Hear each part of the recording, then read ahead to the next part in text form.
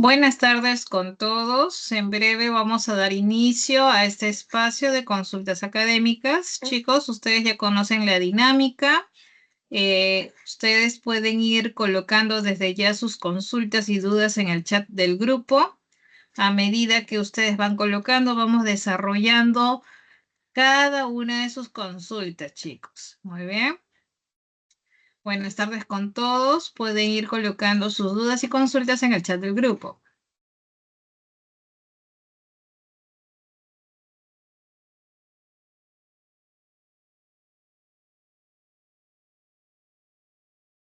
Muy bien, chicos. En breve les había indicado, por favor, coloquen sus dudas y consultas a través del chat para yo poderles ayudar con las preguntas, consultas, dudas que hayan adquirido en el transcurso de estas semanas. Si en caso no haya dudas ni consultas, de repente ustedes precisan de que se desarrolle la separata de esta semana. Agradeceré me indiquen cómo les puedo ayudar en este espacio de consultas académicas, chicos. Estaré atenta.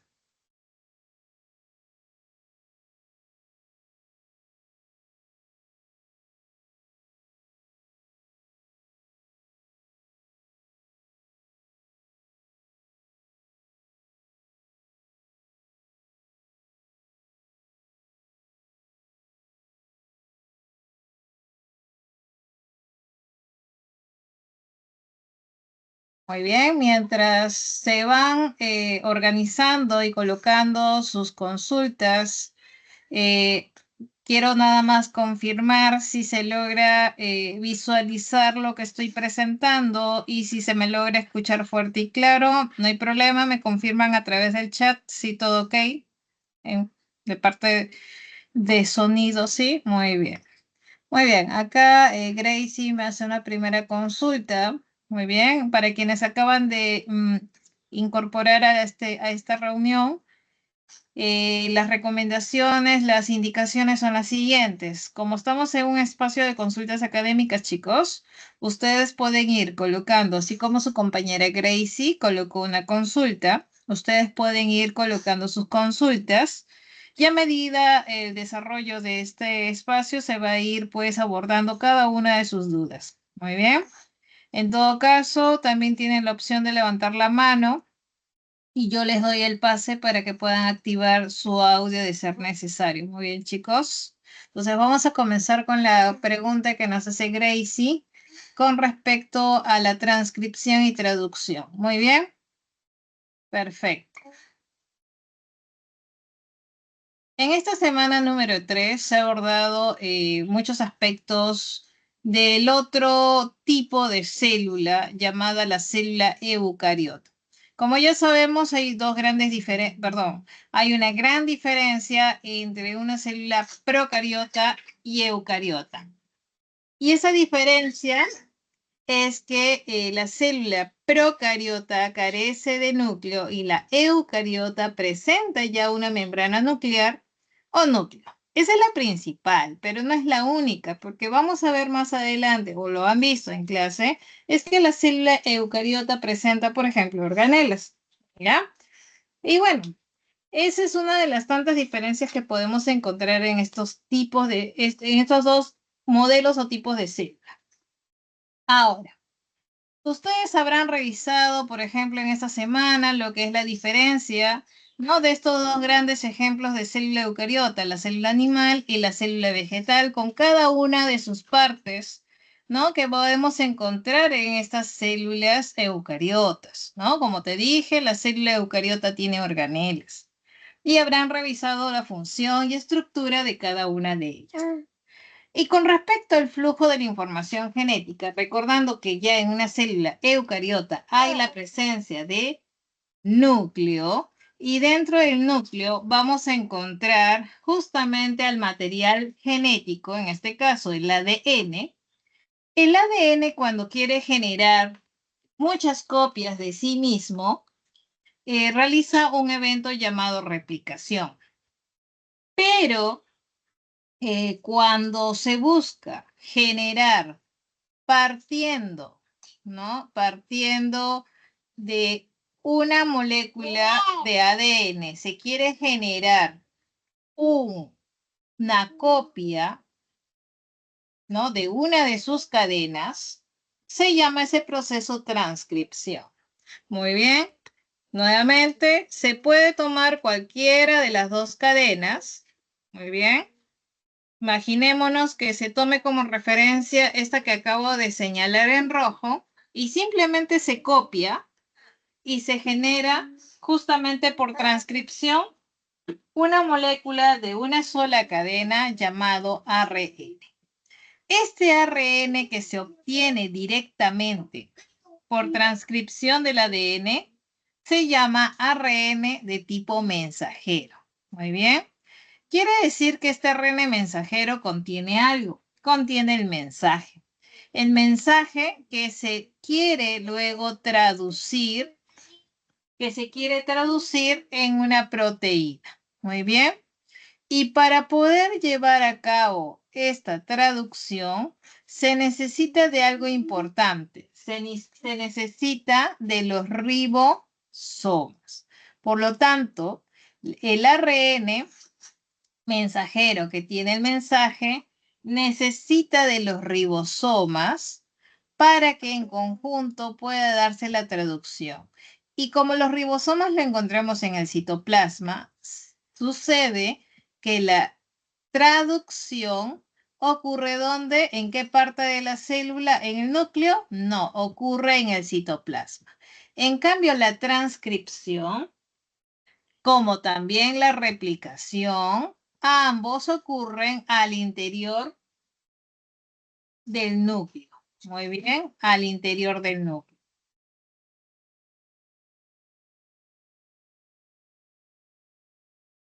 Ahora, ¿qué eventos característicos tiene cada uno? Hasta aquí te he mencionado aspectos muy generales, ¿no? De lo que consiste cada uno de los procesos que implican el flujo de la información genética. Muy bien. Vamos a ver a continuación en qué consiste la transcripción y en qué consiste la traducción. Muy bien, para que puedas notar las diferencias. Muy bien, entonces voy a salir de acá y me voy a la transcripción.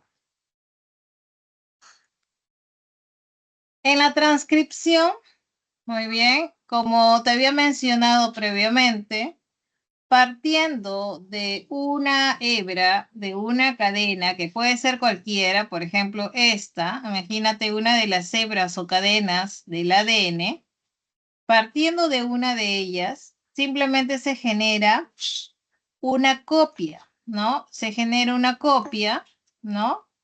Y esta copia, una transcripción, una copia, y esta molécula, como es de una sola cadena, es el ARN, claro, de tipo mensajero. Este ARN, ¿no? Este ARN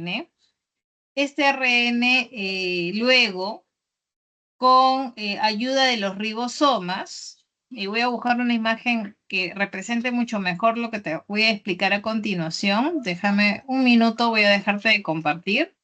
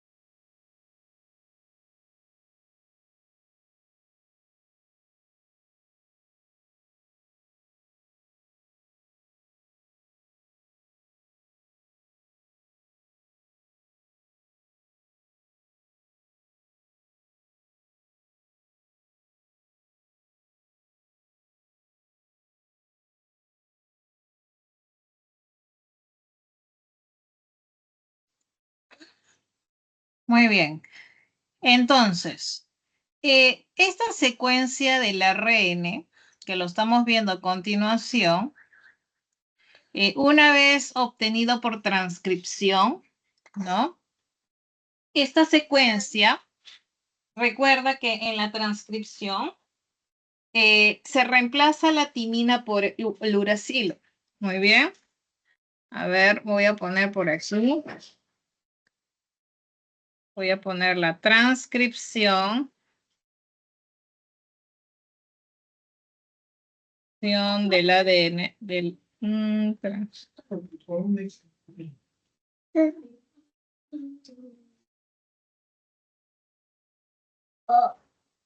Mamá, ¿por qué dirías eso? No, hombre.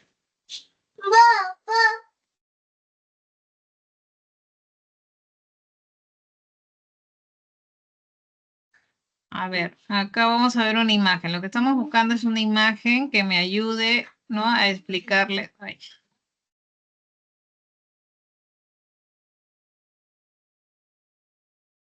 A ver, esto está interfiriendo. A ver, esta es la imagen que yo entré y no quiero. Vamos a ver otra imagen. Por ejemplo, acá, este creo que. Acá está.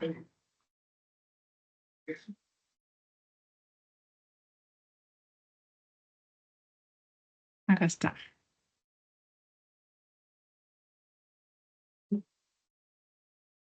Ahí estamos viendo, ¿no? De repente con más detalle, lo que te estaba mostrando en la diapositiva.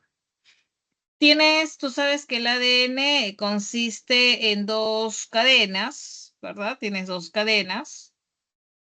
Y una de ellas puede ser cualquiera. Una de ellas sirve en algún momento de cadena molde. En este caso, según el ejemplo, el que está sirviendo de cadena molde es esta de acá que estoy representándote en rojo. Muy bien. Esta cadena o este ADN se apertura, ¿no? Se abren, se separan sus hebras, dando chance que luego se puedan ir añadiendo los nucleótidos y gracias a la ARN polimerasa, que es la enzima que agrega estos nucleótidos, es que se va creando la cadena del ARN, la cadena del ARN mensajero, que es una cadena única, simple, ¿no? Si de repente, mira por acá, estamos viendo que en la secuencia del ADN encuentra una adenina, recuerda que el complementario adenina sería, en una secuencia de ADN, sería timina en ADN.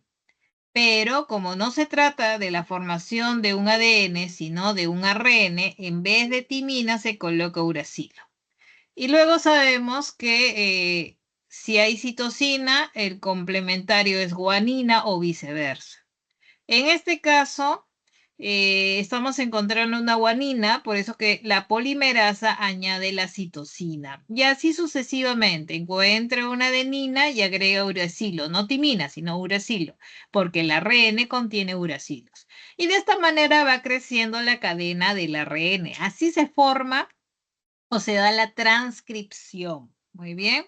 Una vez que se ha formado este ARN mensajero, este ARN mensajero está listo para poder, de alguna manera, se lea el mensaje que contiene este ARN mensajero. Muy bien, y es así que este ARN mensajero sale del núcleo, se va al citoplasma donde encuentra los ribosomas. Y acá está la imagen que me va a permitir comprender mejor eso. Estamos viendo el ribosoma conformado por sus dos subunidades. Muy bien, la subunidad menor y la mayor. Y entre esas subunidades estamos notando que se ha colocado pues este ARN mensajero que lo estamos viendo por aquí, ¿no? Estás viendo el ARN que consiste en una sola cadena, muy bien, y conformado por sus nucleótidos, puede ser adenina, citosina, guanina, uracilo, pero nunca timina. Eso queda claro. Muy bien. Luego vamos a encontrar, muy bien, que cada triplete corresponde justamente a cada triplete corresponde a un codón. Por ejemplo, acá, cada 3 es un codón. Cada 3 es un codón. Un codón es una unidad de codificación. Y tú dirás, profesora, ¿y cómo se inicia la síntesis, en este caso, de las proteínas? Es que hay un codón inicio, ¿ya? Este codón inicio corresponde al codón AUG. Este codón, según el código genético que ustedes lo tienen en su material, corresponde al aminoácido metionina. Muy bien. Y eso lo vamos a abordar en un ratito para que complemente, ¿no?, lo que te estoy explicando. Entonces, acá no te lo muestra. Hubiese querido que esta imagen te mostrara, pero ya tú deduces que para que comience la síntesis de proteínas se tuvo que haber encontrado en la secuencia del ARN mensajero el triplete AUG, que es el codón llamado codón de inicio, porque este codón inicia la síntesis de proteína. A partir de ese auge en adelante, cada triplete, como lo estamos viendo a continuación, cada tres corresponde una unidad de codificación llamado codón. Este codón, ¿no?, corresponde a un aminoácido. Por ejemplo, si el codón es GAG, ¿no?, esto corresponde a un aminoácido. Por ejemplo, si tú vas a la tabla de código genético, y eso te voy a enseñar en breve, y solamente te voy adelantando, ¿no? El GAG corresponde, por ejemplo, a la glutamina, ¿no? Y luego viene el GUG. El GUG, según esta tablita, corresponde a la valina, que lo estás viendo por acá y te lo voy a remarcar acá en amarillo, ¿no? Acá está. Por ejemplo, el GUG, acá está. El GUG, para que te des cuenta dónde estoy, corresponde al aminoácido valina. Y eso lo vamos a ver ahorita en el código genético, en esa tabla. Ahora, profesora, ¿y este que está trayendo el aminoácido en uno de sus extremos, cómo se llama este de aquí? Este se llama ARN de transferencia. Muy bien, este es el ARN de transferencia que tiene acoplado un aminoácido. Muy bien, este aminoácido va a ser transportado por ese ARN de transferencia. Y en uno de sus extremos va a contener algo denominado anticodón. Entonces, repito, si este de aquí es el codón, vamos a poner acá, si este es el codón, muy bien, esto que te estoy marcando en azulito es el codón, muy bien. Lo que te voy a marcar ahorita en rojo viene a ser el anticodón, muy bien. Ese es el anticodón.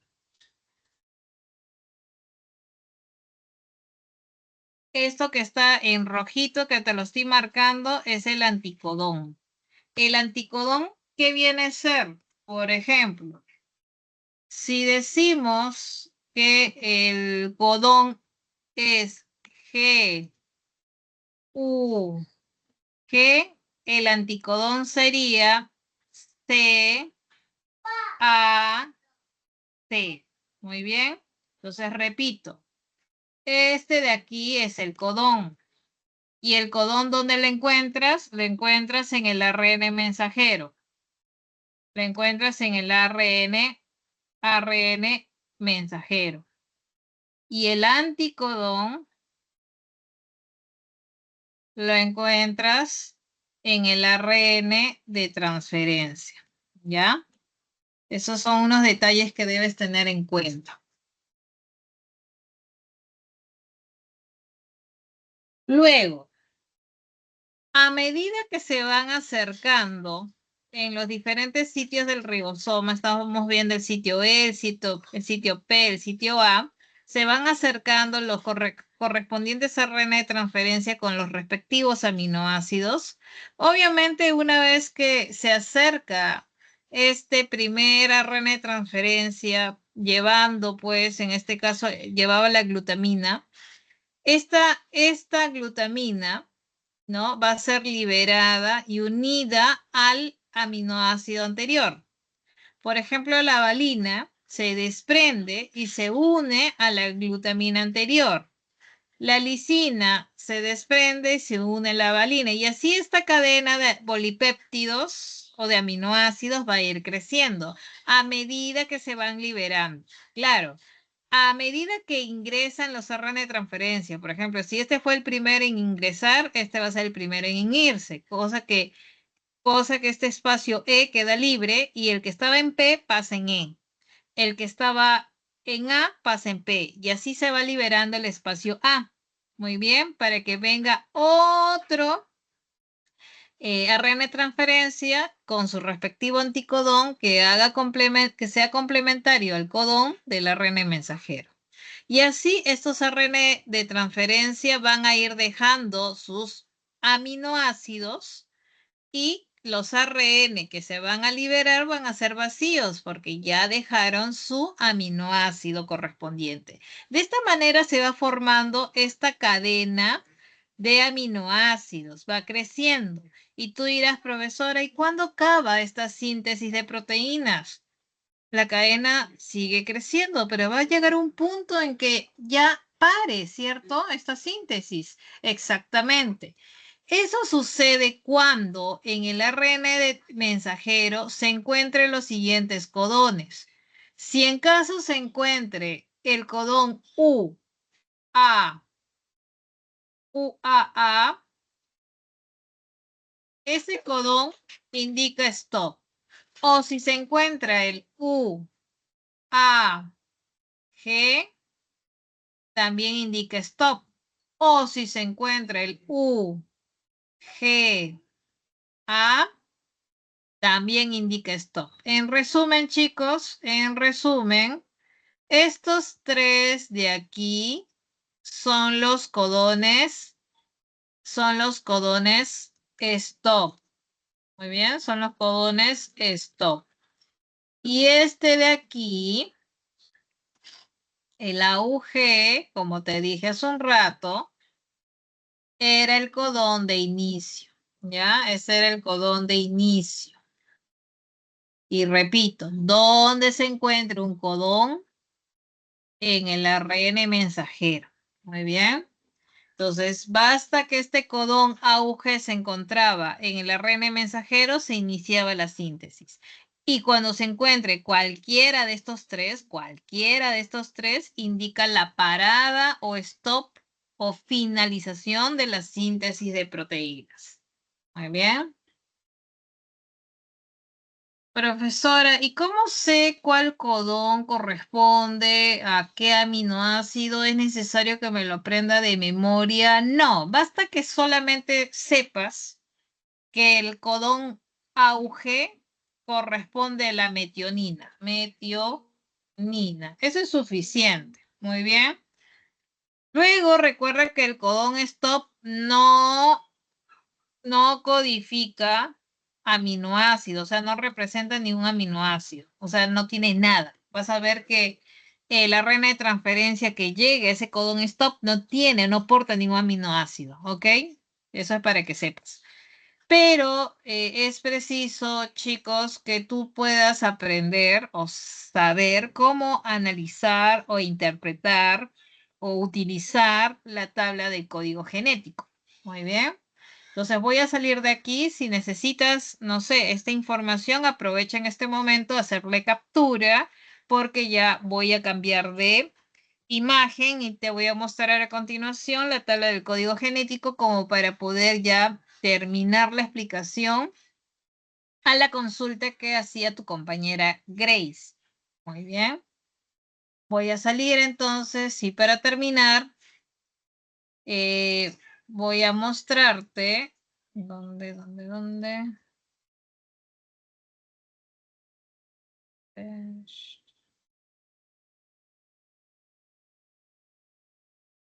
Profesora, la transcripción, como mencionó, es cuando el anticodón se encuentra con el codón, ¿verdad? Y la traducción.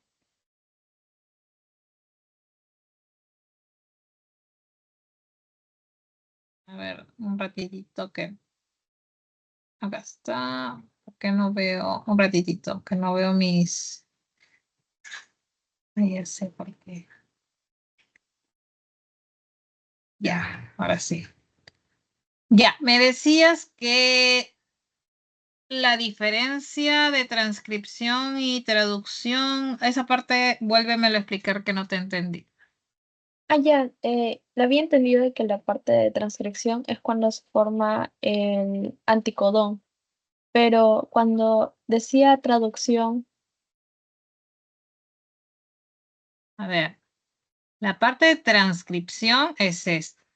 ¿Dónde? A ver, déjame ver, volver a la imagen. Esta es la transcripción. Esta es la transcripción donde se obtiene la cadena de la red, ¿cierto? sí, A ver, ¿me permites un ratito? Ya.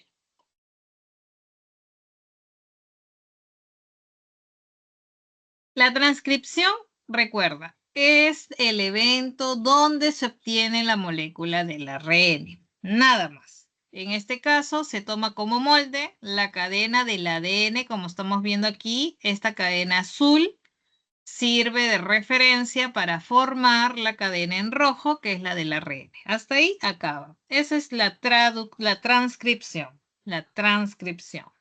Como su nombre lo indica, y cuando de repente estabas en el colegio decían, ¿no?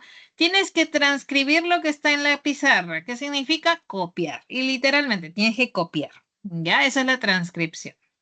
Luego, con ese ARN ya sintetizado, en el citoplasma es que se da la traducción. La traducción que contiene, ¿no? Este ARN mensajero tiene un mensaje que hay que traducir, que hay que transformar. Entonces, este ARN mensajero necesita del ribosoma. Muy bien, el ribosoma es un complejo supramolecular que permite que pueda el ARN mensajero pueda ser leído, ¿no? En este caso, el ARN mensajero se ubica entre las dos subunidades y se busca la secuencia o el codón de inicio. Quiere decir que ¿dónde encontramos los codones? En el ARN mensajero. En el ARN mensajero, el codón de inicio, y vuelvo a esta parte de aquí, el codón de inicio es el AUG, ¿no? Acá está. El codón de inicio es el AUG que representa la metionina. Muy bien. Entonces, el codón, y lo voy a volver acá a marcar en amarillo. Muy bien. El codón se ubica en el ARN mensajero. Quiere decir que de repente cambio con otro color para que lo notes. Cada 3, acá está, lo notas de verde, cada 3 es un codón. El codón es una unidad de codificación que, ¿no? Va a representar un aminoácido. Por ejemplo, tenemos este codón, acuérdate la secuencia, el GAG. GAG, me voy aquí, GAG, ¿ya? GAG. Me voy aquí y busco, ¿dónde está el GAG? A ver, vamos a poner acá. Era GAG, o sea, guanina, adenina, guanina. ¿Ya? Ese es un codón que estaba en el ARN mensajero. Entonces, ¿cómo encuentro, cómo sé a qué aminoácido corresponde? Vamos a decir que G es primera base. Y como primera base me ubico acá en esta tabla del código genético y busco la primera base o primera letra. ¿Dónde está? En este lado. Aquí va a estar la primera base. Me ubico aquí. Aquí me voy a ubicar. ¿Listo? Ahora, la primera vez es G. O sea, voy a buscar la G y la encontramos acá. Acá está la G. Y ahí me ubico, ahí me quedo. Muy bien, me ubico acá. ¿Listo? Es más, me ubico en todo esto. Ahí me quedo nada más, en ese rectangulito de color amarillo. Ahora me voy con la segunda letra. La segunda letra es adenina. Muy bien. Y me ubico en la parte de segunda letra. Muy bien. ¿Y dónde está la adenina? Está aquí. Por lo tanto, sombreo todo esto. Adenina. ¿Notas dónde está la intersección? ¿Encontraste la intersección de esos dos rectángulos? Sí, ¿verdad? Sí. ¿Cuál es esa intersección? Te lo voy a sombrear en amarillo. Acá está la intersección. Todo esto es la intersección, todo este cuadrante, ¿cierto? Ahí me quedo, en esa intersección. Ahora, en esta intersección me quedé, ya encontré la primera y segunda letra, las GA. Luego te dice que la tercera es una guanina, la tercera. Entonces, como estoy aquí, en este cuadradito, ahí me quedo, ¿verdad? Y acá está la tercera letra. Busco la guanina. ¿Dónde está la guanina? ¿Es esta? No, esta tampoco es. Acá está la guanina. ¿La notaste? Ahí está la guanina. Por lo tanto, ahora sombreo, ¿no? Todo lo que corresponde a esa fila. Muy bien, a esa fila. Y es todo esto. Y ahí está, la encontré. GAG. Y corresponde a ese aminoácido. Muy bien, la glutamina. ¿Listo? Y de repente, no sé, siguiendo con el ejemplo, voy a salir un ratito, chicos. Voy a pasar a la otra. ¿Estábamos dónde? Aquí creo, ¿no? Acá está, ¿no? Y por ejemplo, ¿no? GAG. Entonces, este RNA de transferencia había liberado la glutamina. A ver, si quieres con el siguiente ejemplo, vámonos aquí. Mira, te lo voy a resaltar para que no te confundas. Aquí, mira. Vamos a ver este siguiente codón. GUG. Supuestamente el GUG corresponde al aminoácido valina. Mira. GUG es el codón, ¿cierto? A ver, vamos. GUG era, ¿no? GUG. Muy bien, estamos acá, ¿no? Es el GUG, ¿no? Entonces, G, primera base. Guanina, ¿no? Primera base. Entonces, ¿dónde me ubico? Acá está, primera base, primera letra, G. Acá está.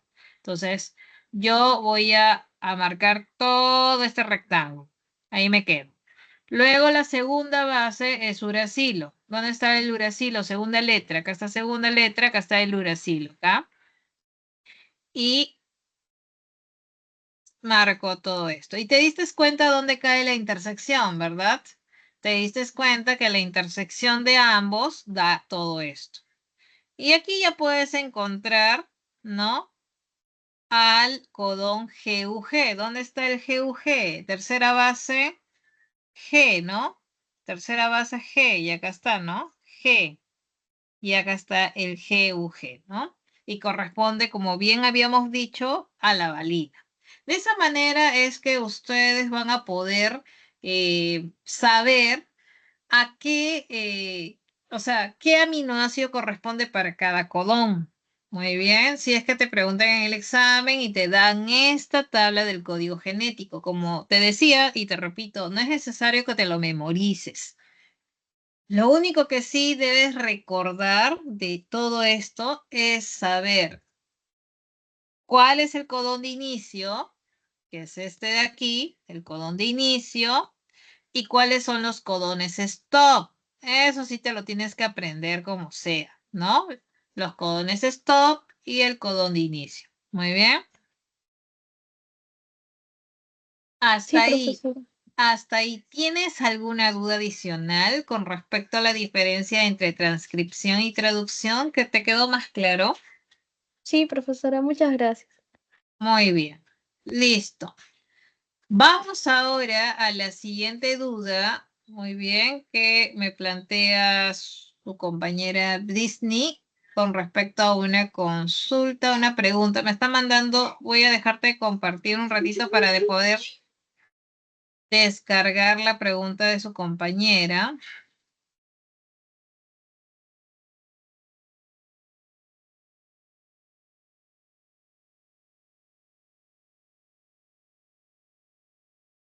Ya eso corresponde, bacteria, bueno, entonces, semana 2, vamos a ver acá la diapositiva de la semana 2.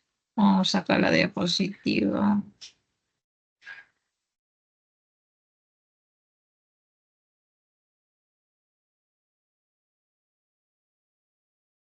Muy bien. A ver, ya lo tengo.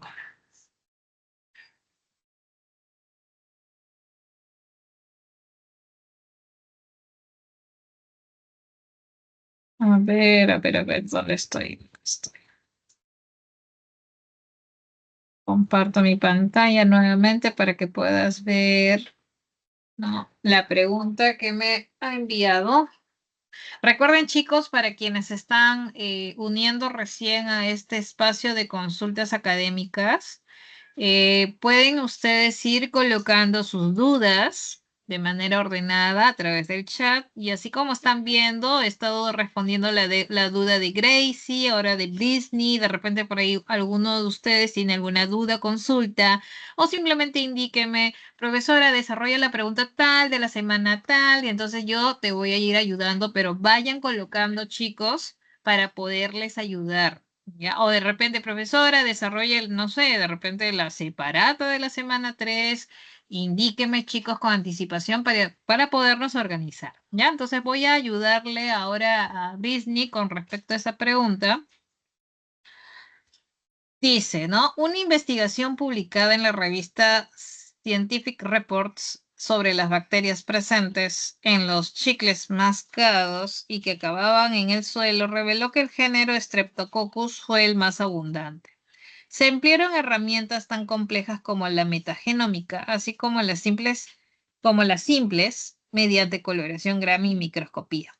Para esta última técnica, o sea, la última, o sea, coloración Gram, microscopía, ¿qué esperaríamos observar para corroborar la presencia del género más abundante? Como te decía, el género más abundante era la bacteria Streptococcus, ¿no? Entonces, con eso, ¿qué te da a entender? Streptococcus, ¿qué tipo de bacteria sería? Streptococcus.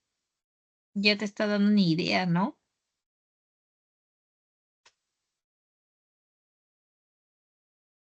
Streptococcus. ¿Te acuerdas? Vamos a hacer un recordatorio, ¿ya? A ver, ¿dónde está? Acá está. Muy bien. Ahí está. Recuerda que cuando hablamos de las bacterias, hay formas y agrupaciones. Muy bien. Forma. Forma es coco, bacilo, espirilo. Esas son las formas. Pero agrupación es diferente. Agrupación puede ser, por ejemplo, en el caso del coco, si son de 2, el diplococo. Si son 4, tétrada, ¿no? Si es una cadena, es el streptococcus. Si es en racimo, el estafilococcus. En bacilo, en cuanto a agrupación, puede ser diplobacilo, streptobacilo, entre otros. Esos son ya agrupaciones. Muy bien. Y con respecto a la coloración Gram, ¿no? Hay que recordar que una coloración Gram tiene que ver con la composición en su pared, ¿no? Sucede que las Gram positivas van a presentar abundante peptidoglucano, como estamos viendo a continuación en esta parte, ¿no? Estás viendo ahí peptidoglucano. Y por acá, en una gran negativa, mira la cantidad de peptidoglucano que hay, poca. Es por esa razón, por su composición, que las gram positivas se tiñen mejor de color primario azul, ¿no? Azuladas, medias azul moradas, más o menos, de esa tonalidad. Entonces, esto es debido a la composición en su pared celular. tienen mayor cantidad de peptidoglucano, lo que permite fijar mejor el colorante primario de Gram. En cambio, en una Gram negativa, como tiene poquito y encima su membrana externa es de tipo lipopolisacárido, o sea, hay lípidos, entonces hace de que no coja bien el colorante primario, sino más bien el colorante de contraste, que es un color fucsia. Muy bien. Entonces, dicho todo esto, chicos, a manera de recordatorio, muy bien, ahora sí imagino que ya lo tienes más claro, ¿no? Siempre es bueno hacer un recordatorio de, ¿no? Entonces, ¿cuál sería la clave? ¿No? Sería pues, para comenzar, solamente para que sepas, los estreptococos son gram positivos y va a ser de color medio púrpura, morado, ¿no? Entonces, si es un estreptococo, no es espirilo, no es bacilo, pero sí son cadenas de estructuras esféricas. Muy bien, entonces ahí como muchos han indicado, la B es la respuesta.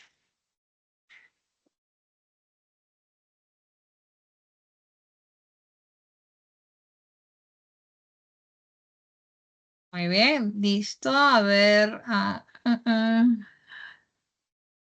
la pregunta 9 de esta semana. Muy bien, entonces vamos ahora, siguiendo el orden.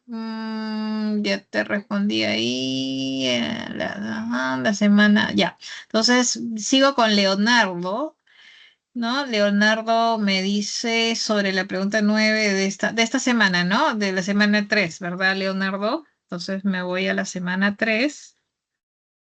Acá está el material de la semana 3. Recuerda que la semana 3 corresponde al tema de célula eucariota, ¿no? Hay que repasar bien este material, chicos. Tienes bastante información con respecto, ¿no? A la estructura y función que tiene la célula eucariota. Tiene membrana plasmática, tiene una estructura tal como lo estamos viendo y también tiene una función principal que es la del transporte, ¿no? Y hay varios mecanismos de transporte. Luego tenemos la pared celular, muy característica de la célula vegetal, ¿no? El citoesqueleto, que es un componente ya característico de la célula eucariota. Ahí están los ribosomas, haciendo un comparativo de los ribosomas procariontes y eucariontes. Y ahí están las diferentes organelas presentes en una típica célula eucariota. Muy bien. Y ahí está la organela clásica o típica de la célula eucariota, que es el núcleo.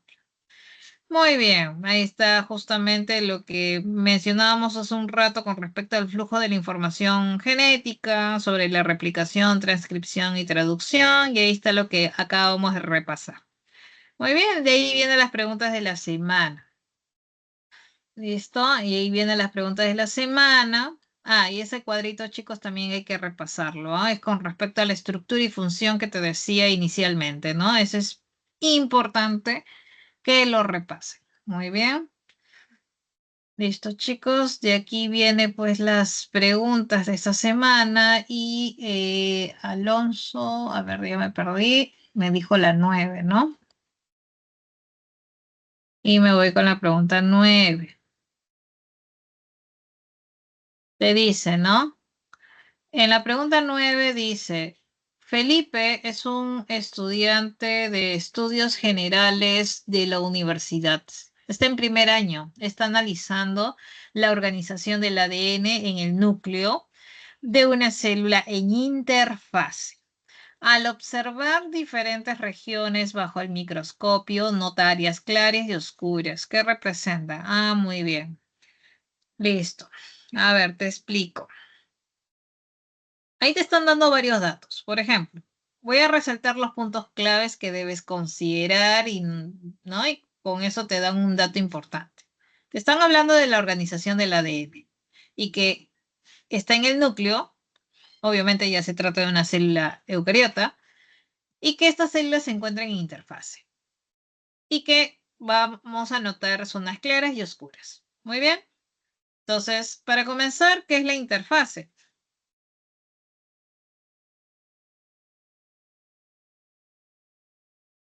A ver, mejor me voy a una diapositiva, está mejor dibujadito. Y acá está. Muy bien. Cuando hablamos del ciclo celular, muy bien, el ciclo celular, que es justamente el evento que ocurre o que cada célula lleva a cabo para dividirse en dos células, o sea, partiendo de una célula, se divide en dos células hijas. Muy bien. Y obviamente para que cada célula hija lleve una copia del ADN, quiere decir que para que cada una lleve una copia, previo tuvo que haberse preparado. Antes de entrar en mitosis, antes de entrar en división celular, la célula se tuvo que haber preparado. Y esa etapa de preparación que abarca todo esto, todo eso, esa es la interfase, ¿ya? Esa etapa de preparación es la interfase. Y de eso se está hablando el problema. Te dice, en una célula interfásica, quiere decir que no está en división, que se está preparando. ¿Qué ocurre? En una célula interfásica, lo que va a ocurrir es que el material genético que está todo relajado va a comenzar a condensarse. Y como va a comenzar a condensarse, se va a comenzar a compactar. Imagínate, ¿no? No sé si de repente en casa tu mamá teje y cuando has visto la lana toda, ¿no? Desarmada, ¿no? De repente tú jugando la desarmaste, pero luego quieres ayudar a tu mamá y comienzas a compactarla, ¿no? A hacer la bolita de lana. Entonces, de esa manera es el ADN, el material genético está todo desordenado en la interfase y cuando ya quiere entrar en mitosis, comienza a empaquetarse. Esa organización que sufre el ADN es lo que vamos a ver en otra imagen. Quiere decir que el ADN comienza a compactarse y esa organización inicial se llama cromatina, para luego llegar a su máxima condensación, que es el cromosoma. Y eso lo estamos viendo en una siguiente imagen. A ver, si deseas, haz captura de esta imagen que te va a ayudar a entender. Haz captura y te paso a la siguiente imagen para que puedas comprender. Muy bien. Y acá está lo que te estaba diciendo. Acá está el ADN. El ADN está todo desordenado, pero luego, con ayuda de ciertas proteínas, comienzan a empaquetarse, ¿no? Tipo estas perlitas, bollitos, por decirlo así, y estas proteínas que ayudan a plegarse son las histonas, formándose de manera organizada y ordenada esta fibra de cromatina siendo la máxima condensación de la cromatina, o sea, el máximo empaquetamiento, la formación de un cromosoma, tal como lo estamos viendo en la imagen. Muy bien. Listo, chicos. Espero que hasta ahí te hayas dado una idea de lo que se trata la pregunta. ¿Listo, Alonso, Leonardo? Entonces, vámonos a la pregunta en sí, para no explayarme más. A ver, vuelvo a la semana 3. Y acá estaba justamente el núcleo, donde está la imagen del núcleo.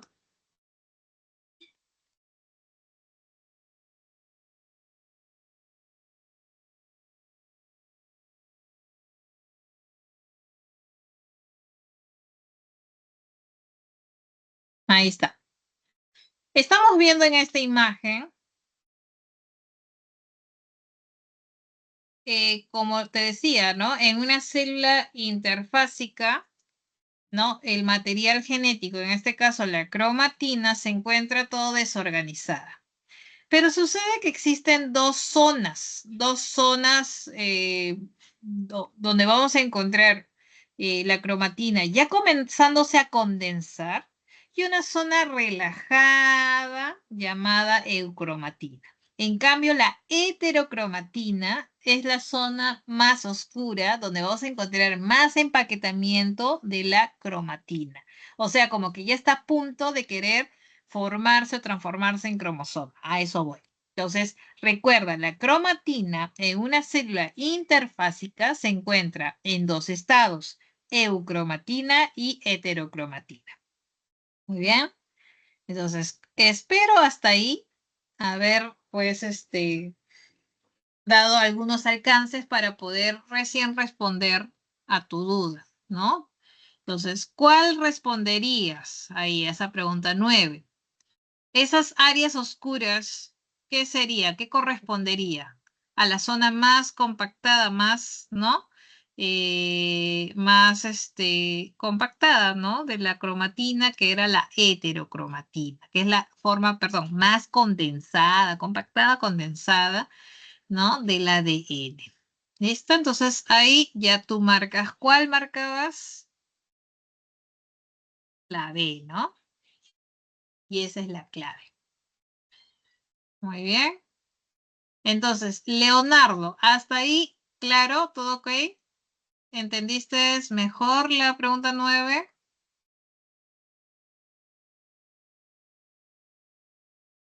Muy bien.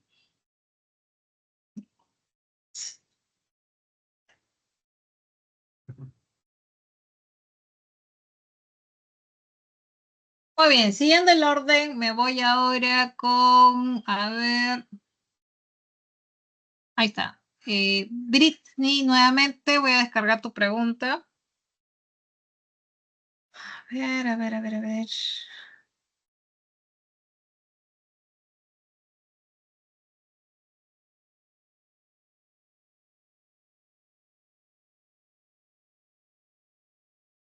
Ya eso corresponde a la semana 3. Muy bien, entonces me voy por acá, pongo tu pregunta y comparto. A ver, voy a compartir de nuevo.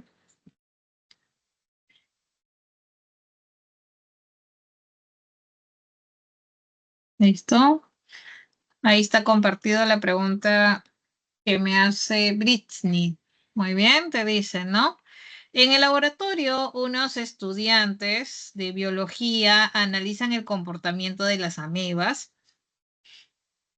frente a diversas sustancias. Tal es así que ante una partícula alimenticia, el protista se moviliza hacia ella y la engloba mediante sus pseudópodos, los cuales se forman y modifican con gran dinamismo. ¿Cuál es la estructura que le ha permitido todo este accionar?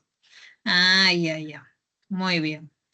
Entonces, aquí vale la pena hacer un recordatorio, ¿no? Aquí está. Justamente, y es más, creo que está, a ver, déjame ver si está por aquí.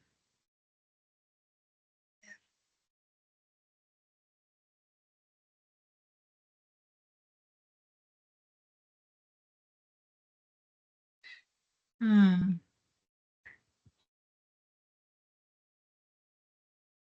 a ver, creo que. Ya, acá está. Acá está. En esta parte de la separata te menciona, por ejemplo, al citoesqueleto y recuerda, con una imagen te voy a ayudar aquí también. El citoesqueleto son las fibras que permiten o arman el esqueleto celular, ¿no? Y están compuestas por esos tres tipos de fibras, ¿no? La tubulina, las fibras de actina, también los filamentos intermedios, ¿no? Y lo estamos viendo acá, los filamentos intermedios, los microtúbulos, muy bien, los filamentos de actina, ¿no? Entonces, cada uno de ellos está relacionado con un evento en la célula. Y es así que, por ejemplo, aquí te dicen, ¿no? Los microtúbulos, ¿no? Que están conformados por tubulina, van a ser importantes porque van a estar formando parte de cilios, flagelos, centriolos. Por otro lado, los microfilamentos de actina, las fibras de actina, están involucrados en el movimiento ameboide, en la ciclosis, ¿no? Entre otros. Por lo tanto, de acuerdo a la descripción de esa pregunta, ¿no? De acuerdo a la descripción de esa pregunta, ¿dónde está la pregunta? Acá está. Te dicen, ¿no? Esta ameba, cuando trata de englobar esta partícula a través de estos pseudópodos, eso es el movimiento ameboide, ¿ya? Entonces, este movimiento ameboide es gracias justamente a estos microfilamentos. Específicamente, estos son los microfilamentos, pero que forman parte del citoesqueleto, como lo has visto. Muy bien, por eso que la clave allí que tenías que haber marcado o que marcaste está en la A, es el citoesqueleto. Muy bien.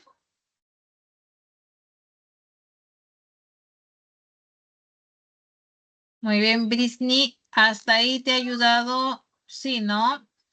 Entonces, siguiendo el orden, como ustedes me han ido colocando sus dudas, me voy ahora con Nayeli.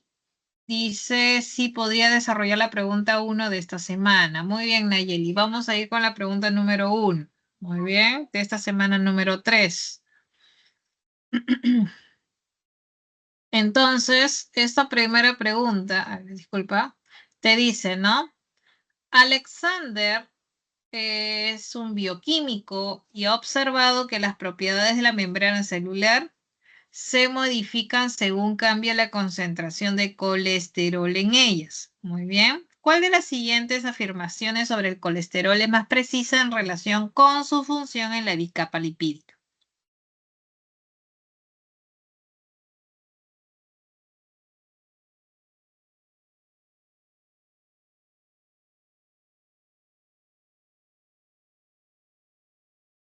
¿Te acuerdas que hace un rato te mencioné que cada estructura tiene una función, ¿no? En este caso, ahí está, te presento lo que es la estructura de la membrana plasmática y una función principal de la membrana es el transporte, ¿no? Bueno, pero también, como indica el enunciado, de acuerdo a qué concentración de colesterol, o sea, cómo es la estructura, cómo es la composición, puede también afectar, en este caso, la función. Entonces, sucede que el colesterol es un lípido que bien sabemos. Tú sabes que la membrana plasmática, a ver, recuerda, chicos, y si quieres participa, la membrana plasmática tiene lípidos, tiene proteínas, como lo estás viendo por allí, proteínas que están atravesando toda la bicapa, pero también hay proteínas que se encuentran a un lado, ¿no? Que son las proteínas periféricas y las que estamos viendo por aquí son las proteínas integrales, ¿no? Y esta de acá son las periféricas. Pero por acá estoy notando la presencia de estos fosfolípidos, que es un tipo de lípido complejo, ¿no? Y por acá, bien escondidito, está justamente, ¿no? Por ahí está el colesterol. El colesterol es un lípido de tipo esteroide. Muy bien. Y sucede que el colesterol, lo habrás leído alguna vez, es importante porque ayuda a mantener el equilibrio entre rigidez y fluidez de una membrana. O sea, gracias al colesterol, evita de que la membrana sea o demasiado rígida o demasiada fluida, ¿no? Entonces, ¿cuál sería entonces el papel de este colesterol en una membrana plasmática? A ver, vamos viendo las preguntas. Vamos de nuevo a la separata. ¿Qué dirías? A ver. ¿Será el colesterol que se asocia únicamente con los fosfolípidos sin interacciones con las proteínas? El colesterol aumenta la fluidez de la membrana al impedir el empaquetamiento de los fosfolípidos. El colesterol forma enlaces covalentes con los grupos fosfatos de los fosfolípidos, estabilizando la bicapa. El colesterol se inserta entre los fosfolípidos, regulando fluidez y estabilidad de la membrana. O el colesterol impide el ingreso del agua al medio interno celular. Entonces, de acuerdo a lo que te acabo de explicar, ¿cuál crees que sea la respuesta más adecuada? Bien, ¿cuál sería la respuesta? Sería la D, ¿no? Sería la D. Repito, el colesterol ayuda a mantener un equilibrio. en la membrana. O sea, evita o que sea demasiado rígida o que sea demasiado fluida. Da esa estabilidad a la membrana, regulando lo que es la fluidez. Entonces, esa es la respuesta de la primera pregunta. Muy bien. Muy bien. Entonces, eso es en cuanto... Nayeli, ¿verdad? Listo. Luego, a ver, Nayeli, ahí todo claro, ¿verdad? Me avisas si todo está... Ajá, ok, muy bien. Luego, a ver, ¿dónde estoy? Seguía. Muy bien. Alexandra, profesora, puede explicar la 3 y 14. Y yo entiendo que es de esta semana, ¿cierto? Y luego Daniela, explicar las preguntas 2, 10, 12, ya. Ya, entonces vamos en orden. Entre Alexandra y Daniela me dicen que desarrolle algunas preguntas. Muy bien, entiendo, voy a anotar, voy en orden, ¿ya? 2, 10, 12, 13, 14 y 15. Ya, esa es la que voy a desarrollar a continuación. Entonces me voy con la segunda pregunta. Entiendo yo que... no, de la clase 2, ¿no? A ver, Daniela, respóndeme, es de esta semana, ¿verdad? Sí, de esta semana. Esta semana, ¿no? Ya, ahora sí.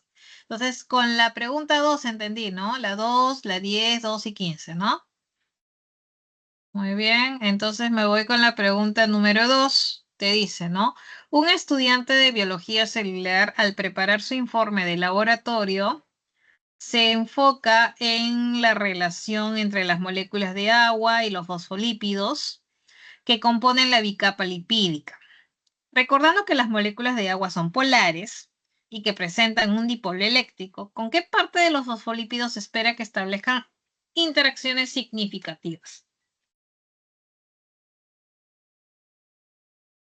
A ver. Ujú. Mm,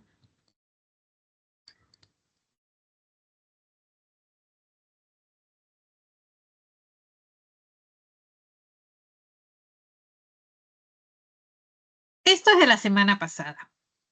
¿Te acuerdas cuando estudiamos lo que es lípidos? Bueno, antepasada, ¿no? Lípidos de la primera semana. Los lípidos, recuerdas que eran simples y acá estaban los complejos, como es el caso del fosfolípido. El fosfolípido, como lo ves aquí, tiene una cabecita que es hidrofílica, una cabeza polar, y la colita, como la estás viendo acá en amarillo, es hidrofóbica. Eso te hace pensar de que no tiene nada que ver, no le gusta el agua, o sea, no interacciona con el agua. Por lo tanto, las colas son apolares. Muy bien.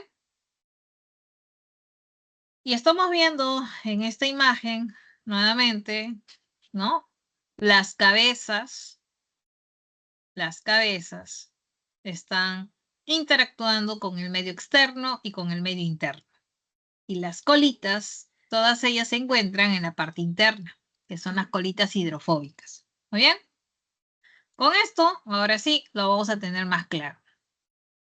Entonces te dice, ¿con qué parte de los fosfolípidos se espera que establezcan interacciones? O sea, estas moléculas de agua interaccionen con el fosfolípido.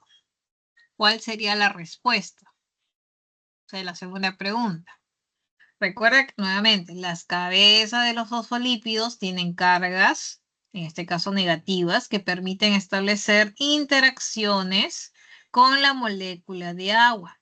Entonces, de manera que puedan promover una estabilidad, una funcionalidad de la membrana. Por lo tanto, la clave, ¿cuál será? A ver, ¿será con la cola? No. ¿Será con el grupo R de la cabeza, que puede variar en polaridad? El grupo R de la cabeza. Vamos a ver la imagen de la semana pasada, acá. No, a ver, es el glicerol, acá está el fosfato. No, acá está la cola hidrofílica. Pero que puede variar la polaridad. No, no es que varíe la polaridad. Ahí no, Por eso que esa no se puede escoger, ¿ah? Ya. Si bien los grupos R están en las cabezas, pero no es que pueda variar la polaridad. Ya, entonces por eso que la A no es, tampoco esta. Dice acá, con la bicapa como un todo, interactuando como un todo. Recuerda que no se puede interactuar con las colas. No podría presentar ningún tipo de interacción por su naturaleza. No, sí puede. ¿Con qué? Con las cabezas. Lo que sí va a poder es con la cabeza cargada negativa de los fosfolípidos. Esa es la respuesta. La clave de la 2 está en la C. ¿Ya? Esa es de la segunda pregunta. Muy bien. Si deseas, haz captura de pantalla y me voy ahora a la pregunta 10. Muy bien. Profesora, una Dime. pregunta con justo de esa pregunta. Yo había visto que es anfipática la parte de la cabeza con las fosfolípidos, pero ¿a qué se refiere?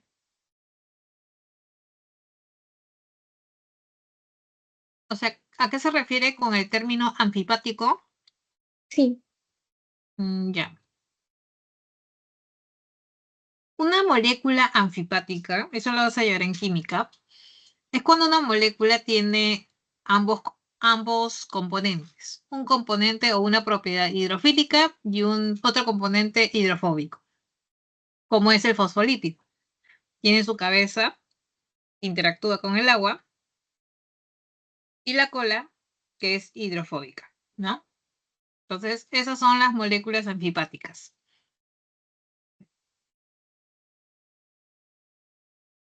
¿Hasta ahí todo claro? sí, mis gracias. Ok.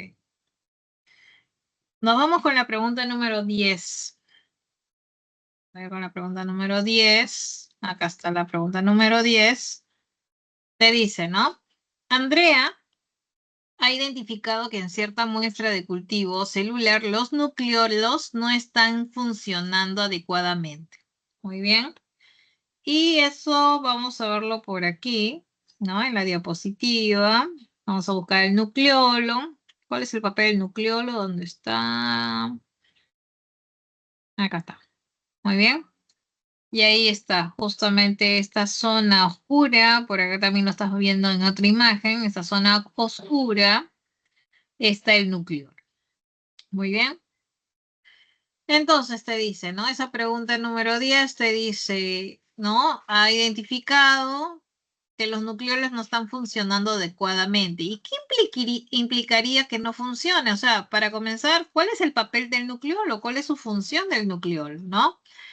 Recuerda que si el nucleolo funciona mal en una célula, entonces no podrá producir ribosomas, porque eso es lo que hace el nucleolo, producir ribosomas. Y como los ribosomas van a ser los sitios donde se va a dar la traducción o la síntesis de proteína, simplemente no se daría producción de proteínas. Muy bien. Entonces, si no hay o no están funcionando los nucleolos, obviamente no se forman ribosomas y por lo tanto no habrá traducción o síntesis de proteína. Entonces la cromatina no podrá condensarse, no tiene nada que ver. No se producirá ribosomas funcionales, esa es la clave, ¿no? ¿Qué más? No se sintetiza ADN, no se sintetiza lípidos, no, no tiene nada que ver lo demás. Es la 10, la clave B de bueno. Muy bien. Me voy con la siguiente pregunta, si es que no hay dudas hasta ahí. ¿Todo está claro con esa pregunta? ¿Surgió tal vez otra duda en base a eso? Me van avisando. Muy bien. Miss, Dime. Sí, te escucho. una consulta. ¿El flagelo posee una estructura de 9 más 2? Disculpa. Digo, la proposición el flagelo posee una estructura de 9 más 2. ¿Es verdadero o falso? ¿Eso está en qué pregunta? No, es una duda que tenía por una pregunta que había visto. Ya. A ver, chicos. Esa duda, porfa, colócala en el chat. Yo cuando les decía, ¿tienen alguna duda? Es con respecto a la pregunta que estoy desarrollando. Para irnos de manera ordenada, recuerden chicos que están colocando sus dudas en el chat. Muy bien, ahorita te respondo sobre eso. Ya, entonces, con respecto a esta pregunta que acabo de desarrollar, la 10, hasta ahí todo claro, ¿verdad, chicos? ¿O hay alguna duda Profesora, adicional? Sí, dime. ¿por qué no podría ser la C? ¿No se sintetizará ADN?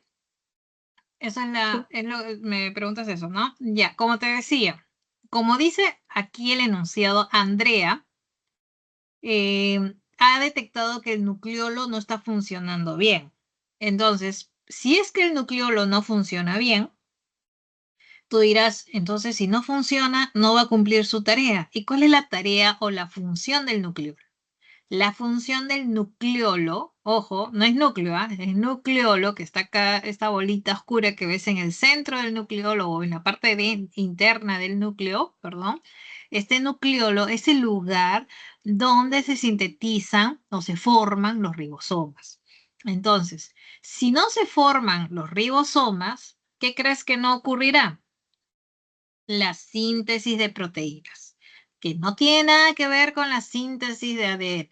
Muy bien, el ADN como lo estamos viendo está afuera, está todo relajado y en cualquier momento se va a compactar, condensar, formar cromatina. Pero el nucleolo es un tema aparte, ¿ya? Como lo estamos viendo en la imagen.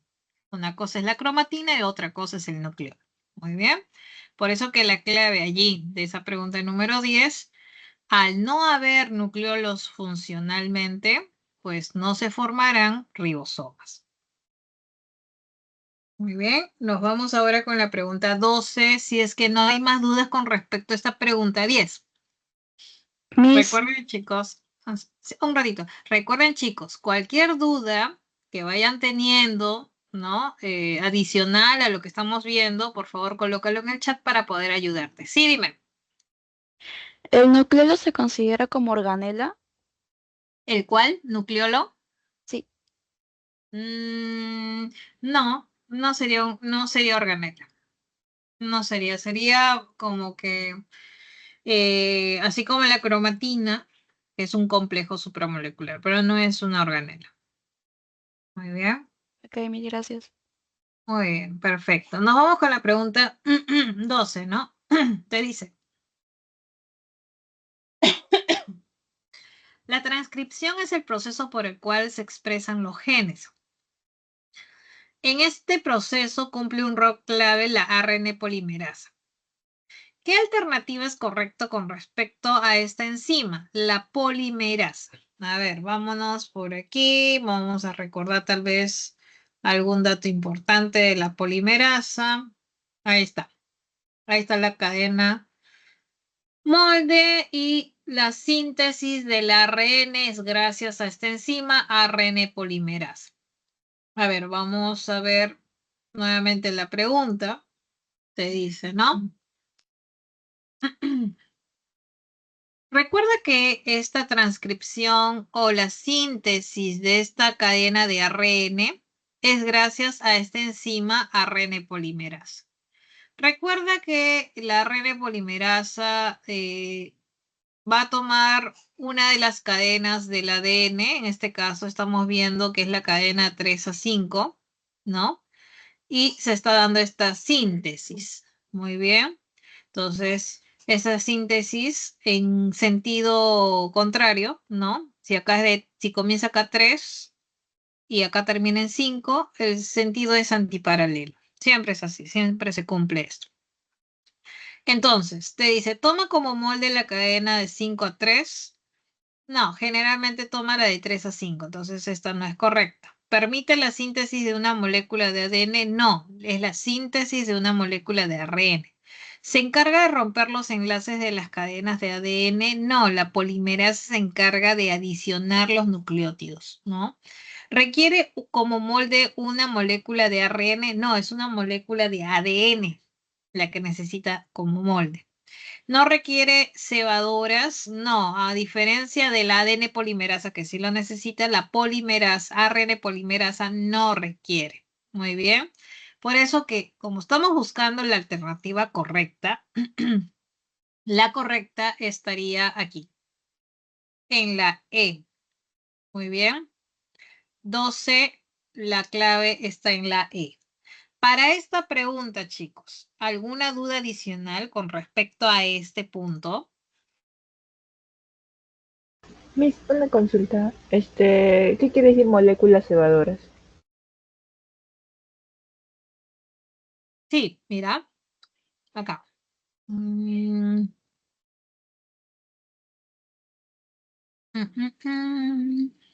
acá no te presenta. Espérate. Voy a tener que presentarte por aquí.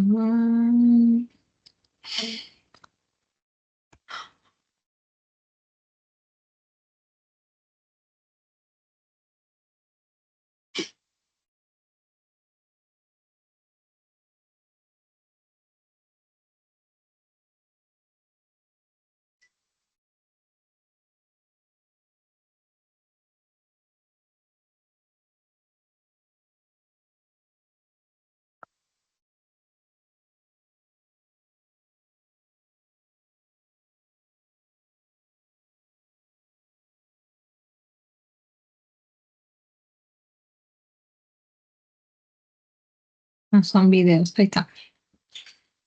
No sé si logran ver esta imagen. Voy a ver si lo puedo abrir en una otra más grande.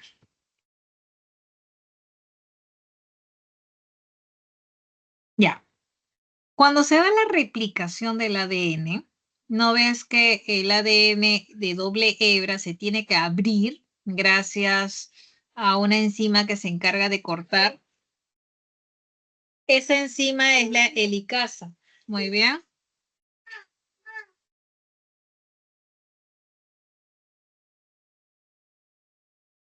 A ver, chicos, disculpen. Entonces, esa helicasa rompe los puentes de hidrógeno de manera que se puedan aperturar las dos cadenas. Muy bien. Ahora, viene justamente aquí la polimerasa, que se encarga, la ADN polimerasa, necesita que se coloque un pequeño cebador, que es una pequeña secuencia, ¿no? De inicio, para que pueda darse la síntesis. Muy bien. Esta pequeña secuencia cebadora, o también le dicen primer, ¿no? El primer. Entonces se coloca allí, pero que luego se va a retirar. Simplemente sirve como que punto de anclaje de inicio a la síntesis de la polimerasa, de la ADN polimerasa. Eso es lo que se refiere con cebador o primer. Es lo mismo. ¿Ya? ¿Listo? Nos vamos con la siguiente pregunta. Es la pregunta número 13. La pregunta número 13 te dice a continuación. Un investigador está analizando la interacción entre los anticodones de los ARN de transferencia y los codones del ARN mensajero durante la síntesis de proteínas. Te dice, si un anticodón específico, anticodón te dice, ¿no? Se empareja con un codón en el ARN mensajero, ¿qué implicaciones tiene esto para el proceso de traducción? Muy bien. Recuerda que lo vimos por acá. Acá está. Siempre un codón que se encuentra en el ARN mensajero se va a emparejar, ¿no? Se va a emparejar, este codón se tiene que emparejar con este anticodón que viene del ARN transferencia, ¿no? Recuerda que el emparejamiento entre el anticodón de la ARN de transferencia y el codón del ARN mensajero es importante para que pueda incorporarse el aminoácido, ¿no? En la cadena de polipéptidos. Muy bien. Entonces, vámonos a la pregunta 13, ¿no? Te dice, ¿no? Si el anticodón específico se empareja con un codón del ARN mensajero, ¿qué implicaciones tiene esto para el proceso de traducción? A ver, te dice, el anticodón puede cambiar el aminoácido que se incorpora a la cadena polipeptídica. No. El anticodón asegura que el aminoácido correcto se añada, al polipéptido en desarrollo. Sí. Muy bien. A ver si en lo demás te dice, el emparejamiento anticodón-codón interrumpe. No. ¿La interacción anticodón-codón impide que se añadan más? No. Permite que el proceso de replicación, no estamos hablando de la replicación, sino de la traducción. Por lo tanto, la clave de la 13 está en la B de buena. Muy bien. Con respecto a esta pregunta, ¿tenemos alguna duda? ¿Algo que no está claro?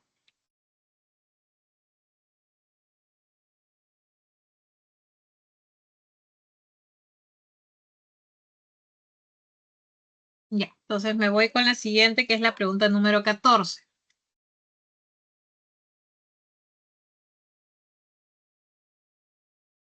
Muy bien, la pregunta número 14 te dice, Luis se halla repasando para su examen de fin de ciclo. Está revisando la diversidad de codones y su relación con la especificidad de aminoácidos.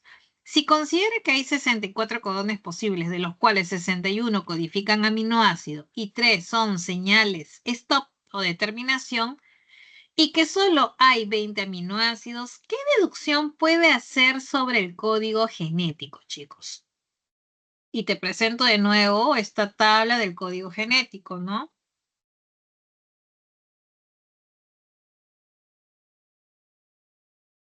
Esta tabla del código genético, ¿no? Y si tú lo ves,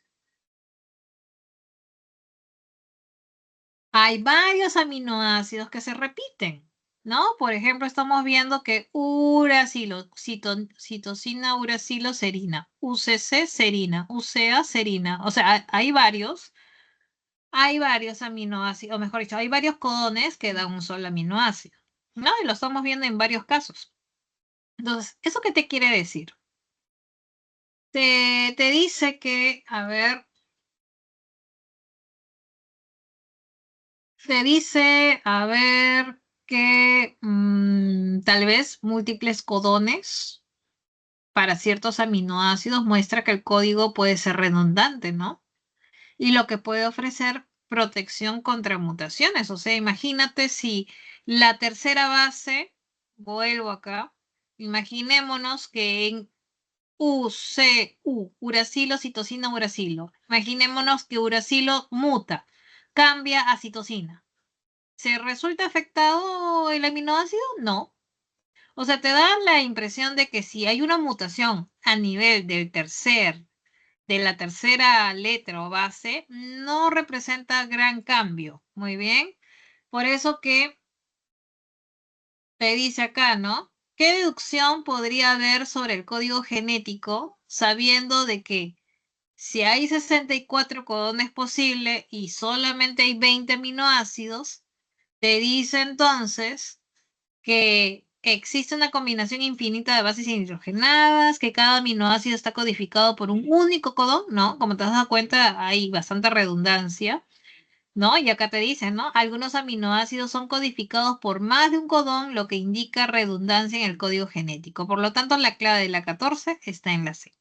Muy bien. Con respecto a esta pregunta, chicos, ¿tienen alguna duda? ¿Todo está claro?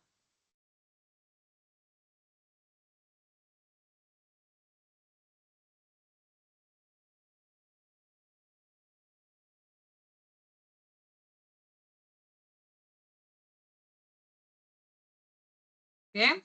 Y la última pregunta, bueno, que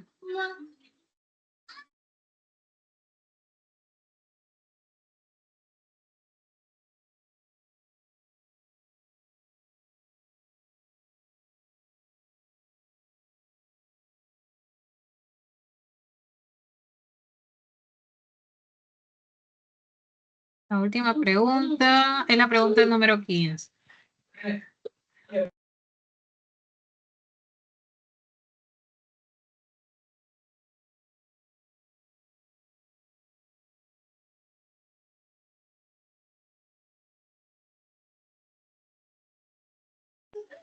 Dice, María, una estudiante de la carrera de ciencias, está analizando la secuencia de ADN de un gen específico.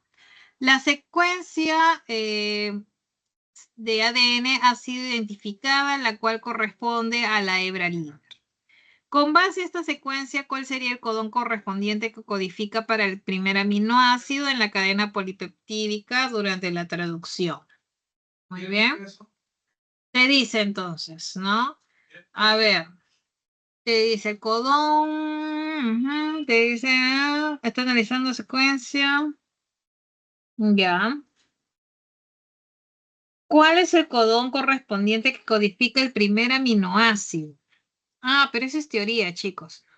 El primer aminoácido en una cadena polipeptídica durante la traducción siempre va a ser ¿cuál? El AUG, como te dije. Es teoría. Sin siquiera ver la secuencia, tú ya sabes que es el AUG, que es justamente el codón de inicio, ¿no? Que codifica la metionina, ¿ya? Y con ese codón es el punto de partida, ¿no? Para la traducción. Muy bien. Listo, entonces es el AUG. Muy bien. La 15, la clave está en la D de dado, chicos. Con respecto a esta pregunta, ¿tienen alguna duda?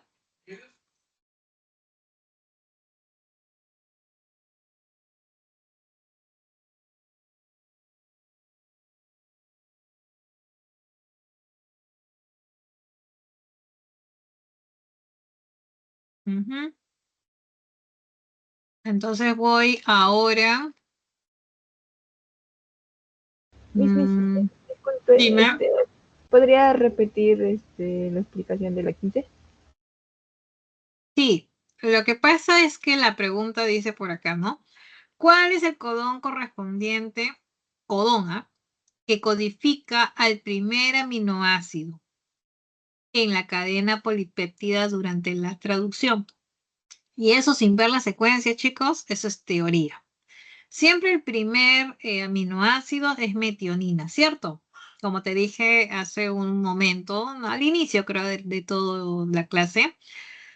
Y ese codón de inicio es el AUG, que corresponde a la metionina. ¿Ya? Entonces por eso que la clave de la 15 está en la D de edad. Muy bien. Sí, Miss, gracias. Ok, a ver, después de desarrollar eso, creo que por ahí... Gracie me mandó un problemita. Yo ahorita voy a descargar el problema de Gracie. Britney, con respecto al movimiento ameboideo, no, el movimiento ameboideo es el término que recibe al movimiento que se asemeja, o sea, las amebas tienen un movimiento particular que es generando pseudópodos. Y gracias a eso, pues, decirlo así, cuando alguna célula tiene un movimiento semejante a lo que realiza la ameba, se le dice a movimiento ameboideo. Hay células en nuestro cuerpo que tienen justamente ese movimiento generando tipo pseudópodos. Se le llama movimiento ameboideo. No significa que solamente las amebas realicen el movimiento ameboideo, ¿ah? Es toda célula, organismo que realice un movimiento generando pseudópodos, ese es el movimiento ameboideo. ¿Ya? Entonces me voy descargando la, la pregunta de compañera Gracie. A ver.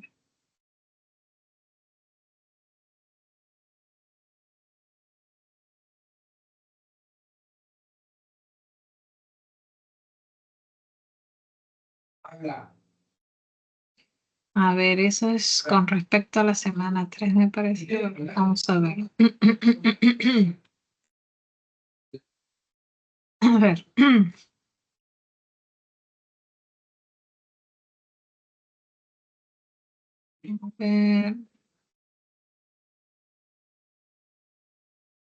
A ver.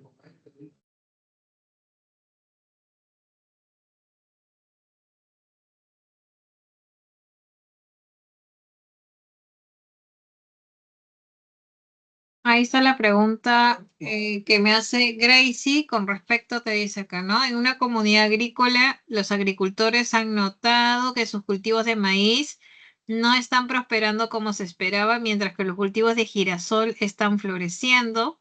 Los agricultores sospechan que podría haber diferencias en la estructura celular de estas plantas que está afectando su crecimiento. ¿Cuál de las siguientes características celulares podría ser una razón detrás de la diferencia entre el rendimiento de los cultivos de maíz y girasol? ¿No? ¿No?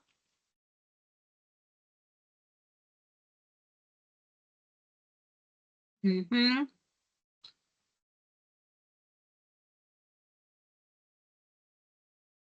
Carencia de vacuolas. No.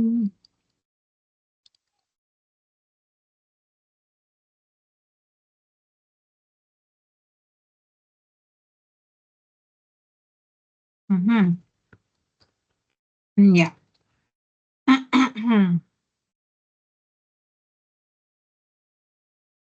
Dice por acá. Los girasol está floreciendo y el maíz no están prosperando. Ujú. Entonces deben haber características que sean justamente claves para la diferencia en el rendimiento. Entonces, distinto contenido de colesterol, no tiene nada que ver ahí. Almacenamiento de glucógeno, las plantas, o sea, almacenamiento de glucógeno en plantas, no, ¿verdad? Es almidón en las plantas, entonces no. Presencia de plasmodesmos, no necesariamente. Carencia de vacuolas contráctiles no es el término. Es diferente actividad cloroplastidial. ¿Qué significa? Que tú sabes que el cloroplasto es una organela importante, ¿no? En la fotosíntesis. Y si hacen más fotosíntesis es porque hay más cantidad de repente de cloroplastos y a la vez eso está en relación directa a que pueden almacenar más nutrientes, ¿cierto? Más fotosíntesis, más nutrientes. Entonces, si hay diferente actividad, ¿no?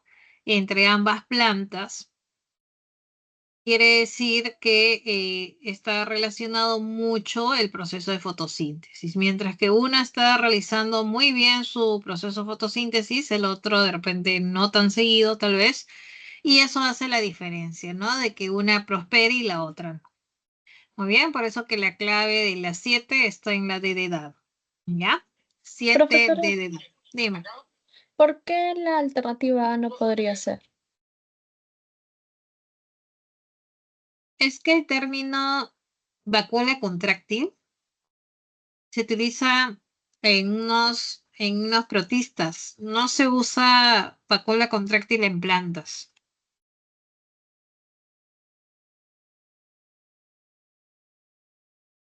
Ujú. Esa es la respuesta, chicos. Muy bien, muy bien. Entonces ya eso. Gracie, hasta ahí todo claro. Miss, ¿podría repetir? Sí, Miss, gracias.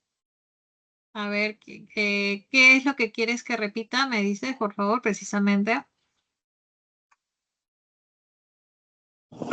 El porqué de la clave, Miss. No escuché bien. Ya, de esta pregunta te dice qué es lo que pudo haber ocurrido para que ambos cultivos tengan diferencia, por ejemplo, que uno prosperaba y el otro no. Entonces, de todas esas alternativas, la que más de alguna manera corresponde o que esté relacionada es con la diferente actividad cloroplastidial. Como te repito, el cloroplasto es una organela importante o relacionada con el proceso de fotosíntesis. Y el proceso de fotosíntesis, a su vez, relacionado con la producción de nutrientes. Entonces, si una planta puede producir nutrientes, ¿no? Asegura que este cultivo, esta planta pueda rendir respecto a otra que no, de repente no puede almacenar o producir nutrientes, ¿no? Entonces, esa es la diferencia en el rendimiento de ambos cultivos, que tiene que ver con el proceso de fotosíntesis y a su vez la fotosíntesis está relacionado con el cloroplasto. Muy bien. Luego, siguiendo el orden, ¿no? de los mensajes en el chat, ¿no? Ya respondía Britney con respecto al movimiento de ameboideo. Luego sigue Roger con respecto a la pregunta 7. No la desarrollé, ¿no? La 7. A ver, voy con la 7.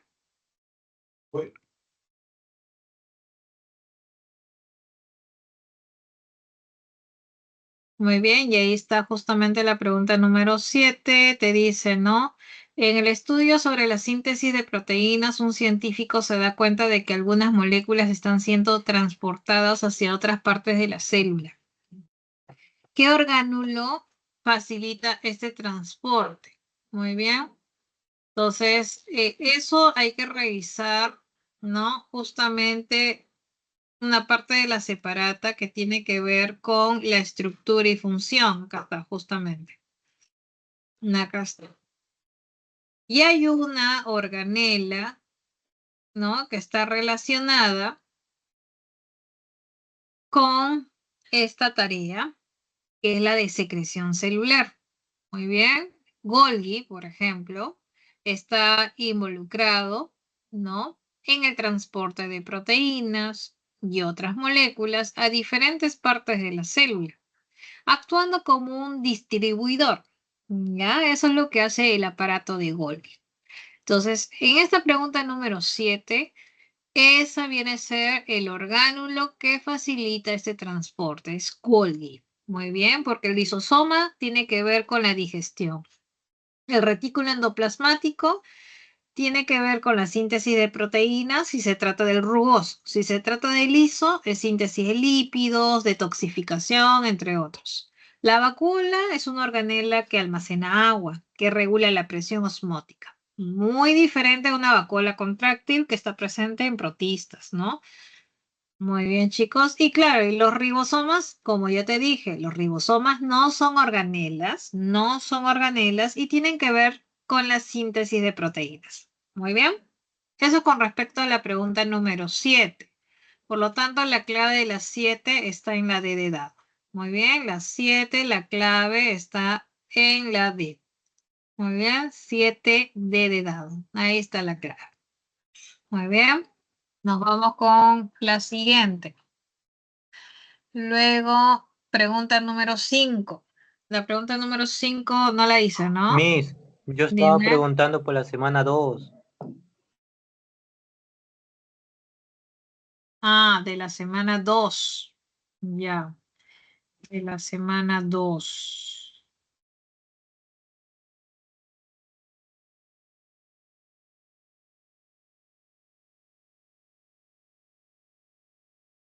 Muy bien. La pregunta 7, ¿no?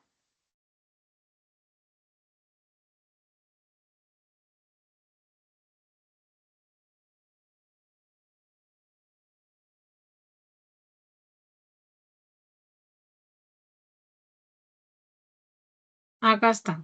Esta, ¿no? En el laboratorio se analiza una muestra de un paciente infeccioso y el analista. Una vez recibidos los primeros resultados, se encuentra altos niveles de una sustancia que le hacen sospechar que la muestra corresponde a alguien infectado con virus. De la siguiente lista, marque el único elemento que confirmaría ello. Ah, ya. Ujú. Ya. ¿Te acuerdas que en la semana 2, vamos a ver, no sé si lo colocaron por acá.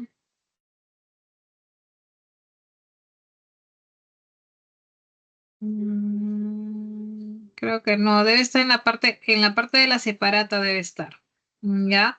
Pero sucede que cuando hay una infección viral, siempre hay un grupo, y acá te lo coloco la clave, te dice acá, siempre hay un grupo de proteínas de bajo peso molecular, ¿no? Que se llaman los interferones, ¿no?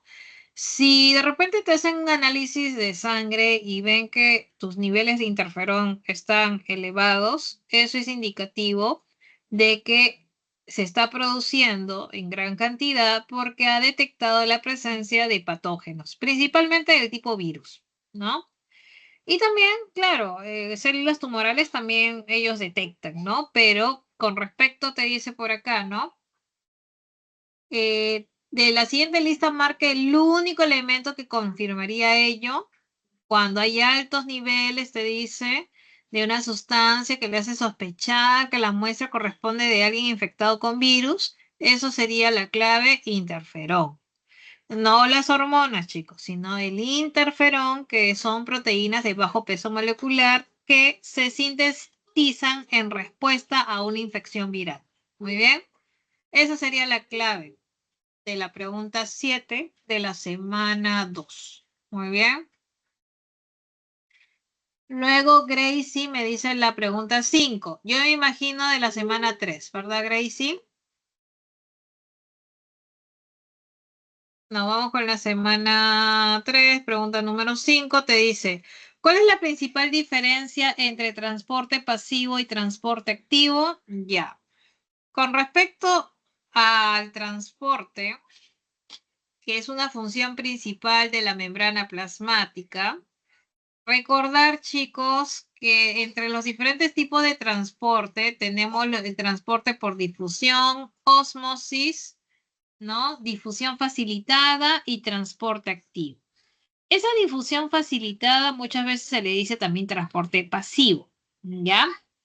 Y sucede que tanto en la difusión, que es el pasaje de gases o moléculas pequeñas, ósmosis, que es el pasaje del agua, y el transporte pasivo, todos estos se da siempre a favor de la gradiente. ¿Qué significa que sea a favor de la gradiente? Significa que se da de una zona de mayor concentración a una zona de menor concentración. O sea, no hay gasto de energía. En cambio, el transporte activo sí hay gasto de energía porque se da el pasaje en contra de la gradiente. Muy bien. Entonces, dicho esto, me voy a la pregunta, ¿no? Dice por acá, ¿cuál es la diferencia? La principal diferencia, entonces, ¿cuál sería la principal diferencia? ¿No? Es que el pasivo ocurre a favor, como te decía, ¿no? Sin gasto de energía y el activo es en contra, ¿no?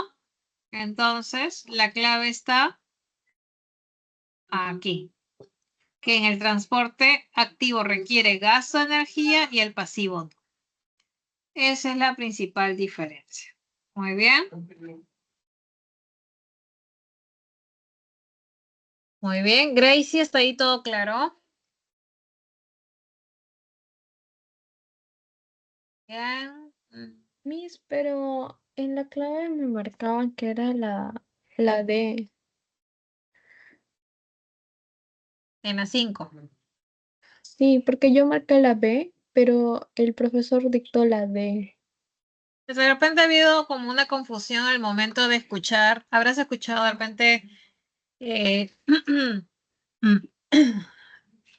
¿por qué es la B? No es la D. Ah, ya, Miss. Sí, Gracias. sí. Sí, de repente ha habido como que a veces B y D pueden sonar igual. Entonces, es la B.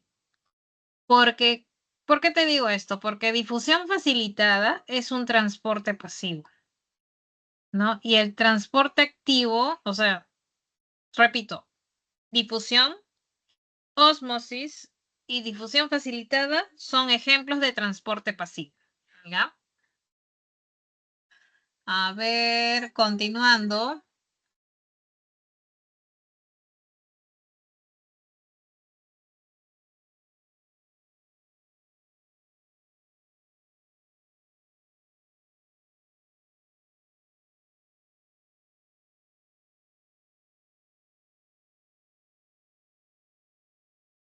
Voy a ver qué otra pregunta tenemos acá. A ver, ¿dónde me quedé? La pregunta 5, después... A ver... Gabrieli, me ibas a hacer una pregunta respecto al citoplasma. Sí, Miss, A ver, dime. en la separata no aparece como organela el deoxisoma, pero Yo tengo un libro aparte y ahí sí me aparece. ¿Cuál es la función del exisoma o por qué no aparece en la separata? Glioxisoma. Sí, Ah, ya. Ya, tu duda es con respecto al glioxisoma. ¿Y segura que no aparece en la separata? no. A ver, yo me acuerdo que sí estaba, o está en el, déjame ver en el PPT. Es de semana 3. Yo lo he visto. Yo lo he visto, yo lo he visto, no lo he visto.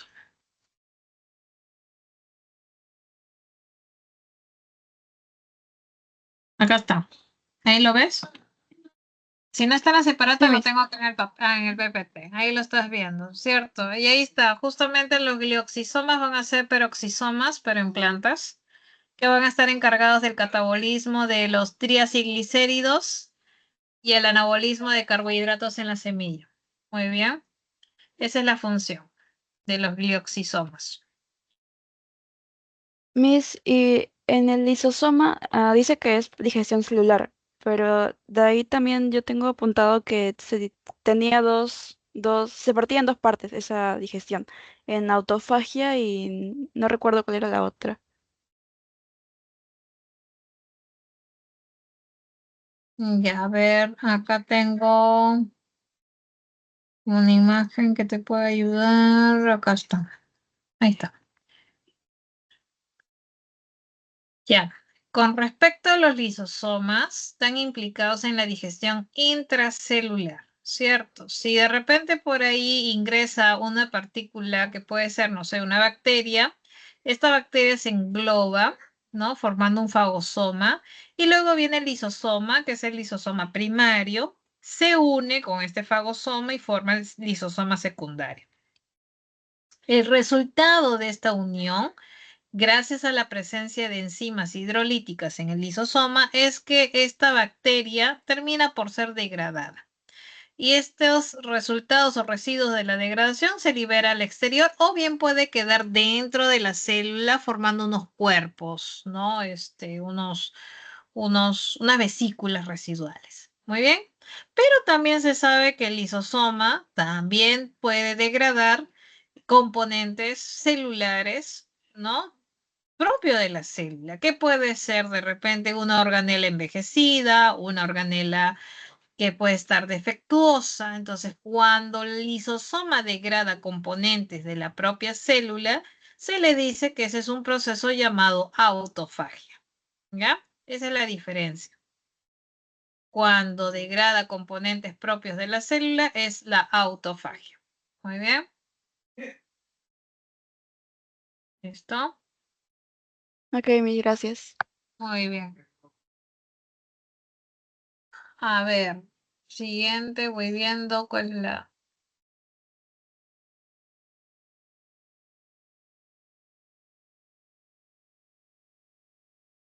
A ver, Leonardo, con respecto al transporte pasivo, a ver, explícame qué es lo que quieres decir con eso, con respecto al transporte pasivo y activo.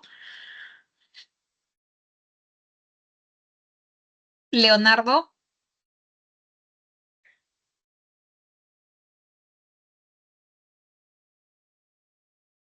bueno, solamente quiero precisarles algo, chicos. Un transporte pasivo y activo no se diferencian por la rapidez. Se diferencian por cómo es que se da el transporte, en qué dirección, ¿ya? Y para que te quede bien claro cuál es la diferencia entre un transporte activo y pasivo, te voy a dar el siguiente ejemplo, ¿ya? Imagínate que tienes dos zonas. Muy bien. Espérate, voy a cambiar esta.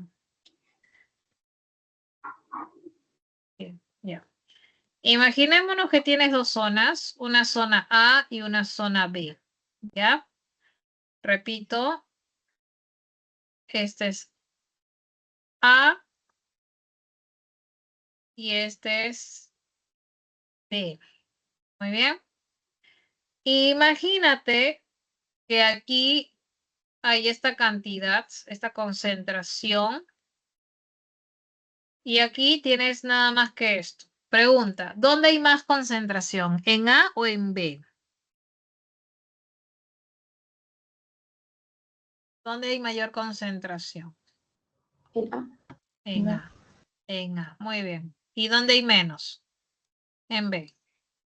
Siguiente pregunta.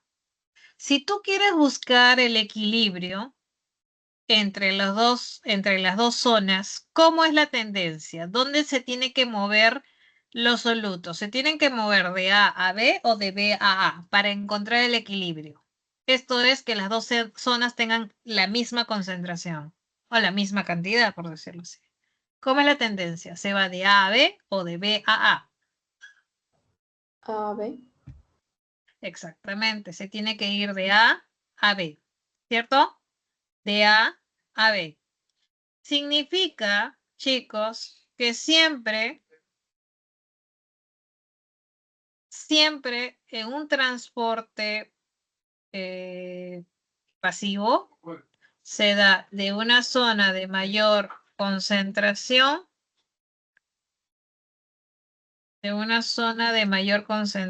muy grande, más chiquita ya, de una zona de mayor concentración a una de menor concentración, ¿ya?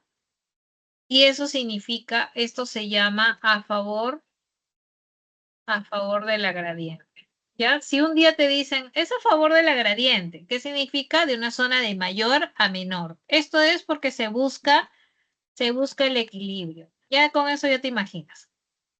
En cambio, chicos, si la cosa hubiera sido al contrario, de B a A, esto se llama en contra de la gradiente, ¿ya?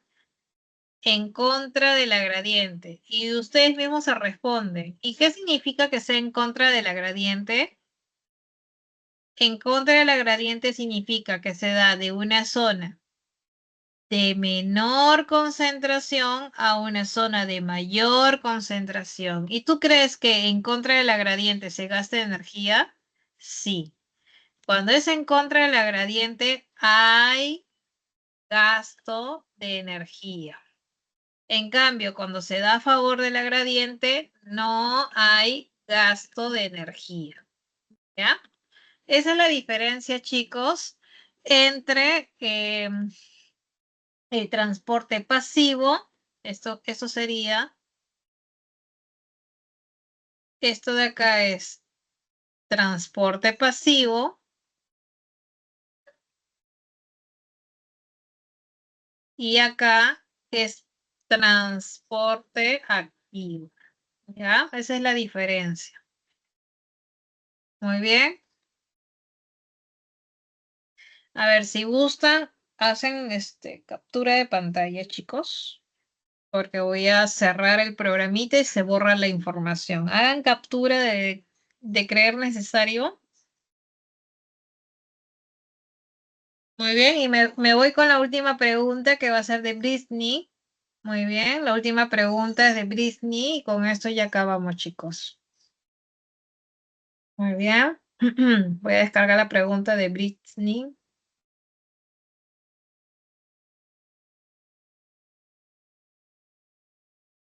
Y dice, en un laboratorio se realiza un experimento para demostrar el mecanismo de ósmosis. Y justamente tiene que ver con ese mecanismo de transporte pasivo, ¿no?